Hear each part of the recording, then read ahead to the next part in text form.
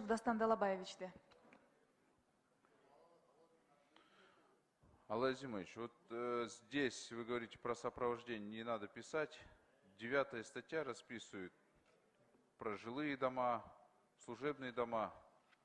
А почему вот здесь мы не можем написать, что тому же руководителю администрации президента, вот как сейчас, Сюмбек Сапарбекович же действительно он ходит и без всякого сопровождения ездит. А почему председатель кабинета министров должен ездить с сопровождением? Это же тоже налагает ряд расходов на государственный бюджет. Во-первых, обеспечить столько людей сопровождением, перекрывать дороги, пробки по утрам. Да уже надо прекратить уже отходить от этого. Дастан Далабаевич, я абсолютно согласен с вами, не против вашего предложения, только вам надо было Тогда я сейчас такой вопрос... в установленном порядке вынести свои предложения, и мы бы в установленном порядке, в соответствии с законодательством, рассмотрели ваше предложение. Я сейчас вопрос этот задам.